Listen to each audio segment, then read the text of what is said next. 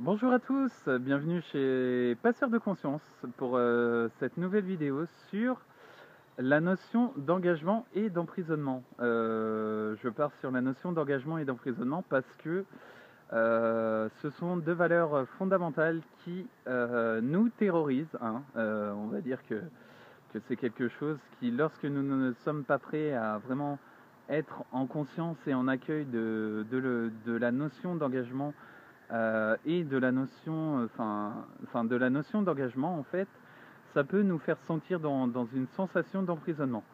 Quand je dis emprisonnement, c'est à tout stade, tout stade du développement. Ça peut être un emprisonnement du ressenti de l'enfance, ça peut être de l'enfance plutôt. Un emprisonnement aussi de l'adolescent par justement cette recherche de conflit, d'émancipation aussi. Et au niveau des adultes, ça peut être vraiment dans le cadre du couple, ça peut être vraiment une mise en place de l'asphyxie et justement un manque de communication qui va venir appauvrir un petit peu la relation et la richesse qu'on peut, la richesse humaine qu'on peut se donner et donner aussi un petit peu aux compagnons de route avec qui on est, et vraiment partager justement cet amour qui est lumineux, cet amour pur qui est pur et qui est dans le fond une vérité en soi-même qui est déjà une évidence, une vérité. Et c'est un peu comme cela que ça se formalise. Alors, qu'est-ce que l'engagement? Quotidiennement, nous faisons un tas de concessions et d'engagements qui justement se greffent un petit peu aux choix et aux décisions que nous prenons, décisions aussi bien personnelles que professionnelles. Alors, pour moi, la notion d'engagement, c'est une notion qui est assez contraignante. Contraignante pourquoi? Parce que l'engagement, pour moi, est une source non de renfermement, mais plutôt de liberté. C'est-à-dire que lorsque je m'engage dans une action, c'est que j'ai le plein consentement en moi-même de mener cette action à son terme et donc de vraiment, vraiment consentir et non subir, consentir plutôt à le faire avec le cœur, la spontanéité, l'authenticité et l'envie qui est pleinement naturelle, parce que le mouvement du non-mouvement et le sens, le non-sens du sens me l'apporte. Donc c'est vraiment aussi une énergie qui s'exprime, qui se libère, qui vraiment, dans la notion d'engagement, ne doit pas être forcée. Parce que si vous forcez un engagement, en fait, ça va automatiquement créer une forme de blocage qui ensuite va venir couper un petit peu tout ce que vous faites. Enfin, moi, j'ai nombre d'exemples sur ça qui me viennent à l'esprit. Euh, Notamment où j'ai mis en place de nombreuses initiatives personnelles et que je n'ai pas fait mener à bout parce que des circonstances sont venues un petit peu se greffer à ça, ou que j'ai senti un certain essoufflement, un certain mouvement qui n'était pas présent et en correspondance à ce que je voulais faire et ce que ça puisse se formaliser un petit peu ici en ce moment même. Donc c'est vraiment quelque chose qui, selon moi, à l'effet du superfluide ou du superflu et l'effet du métafluide ou du métabloquant. Donc voilà un petit peu où ça peut conduire en fait, et certaines situations peuvent mener à des sensations d'emprisonnement. C'est-à-dire que moi je me rends compte que actuellement dans une situation d'échange avec une personne avec laquelle je converse énormément, je me rends compte que bah, la représentation du père en fait que j'ai en moi est toujours un schéma sur lequel j'avais pas forcément d'identification parce que je ne connais pas mon père biologique. Et en fait, c'est quelque chose, j'ai eu toujours le besoin d'avoir des références masculines qui puissent aussi me donner des valeurs et des valeurs en dehors de l'éducation que j'ai eue, au contraire, enfin, qui puissent me donner des valeurs et des repères. Sauf que je me rends compte que ces repères, c'est moi-même qui les ai, par une certaine assurance, une certaine présence, justement.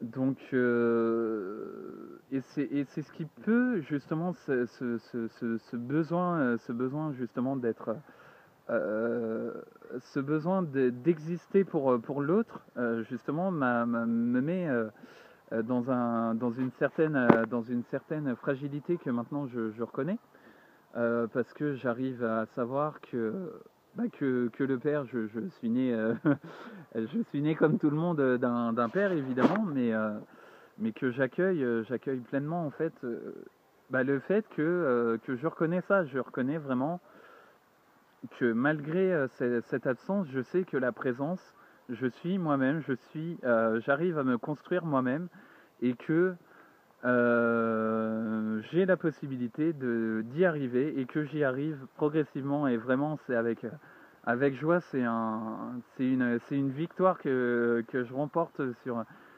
moi-même parce que être là où j'en suis vraiment et c'est tout simplement merveilleux, c'est tout simplement merveilleux.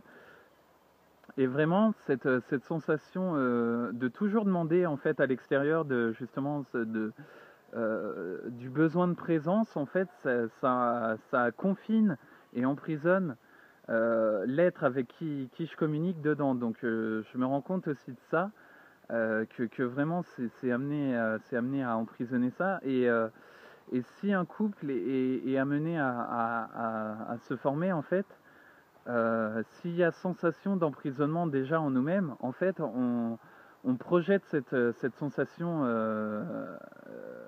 auprès de l'être avec qui on est en communication et on n'est plus vraiment dans le détachement, dans ce fait en se disant ok, bon, ok. Là maintenant, j'arrête ça. Je reconnais qu'il y a eu telle chose. Et maintenant, on arrête un petit peu ça et on commence à se consacrer à soi-même, vraiment à se consacrer à soi-même et être pleinement soi-même, vraiment ne plus se fuir, ne plus être dans la fuite ou dans la peur ou dans le blocage, mais vraiment se dire ok, bon, je me vois tel que je suis, je sais qui je suis. Et peu importe ce qui est dit sur moi, ça ne me définit pas. Ça ne me définit pas parce que je sais qui je suis dans le fond, dans la vérité profonde, et que cet effet, enfin l'engagement libère plus qu'il n'emprisonne en fait. L'engagement, c'est vraiment s'il vient de soi-même, qu'il est fait comme ça, il libère quoi. Vraiment, l'engagement est une libération de l'emprisonnement déjà qu'on se met quotidiennement par des injonctions, des exigences, justement. Et donc, ça libère en fait. Donc, le principe d'engagement, pour moi, c'est plus savoir comme une forme de liberté et non justement une forme d'esclavage quoi, d'esclavagisme quoi.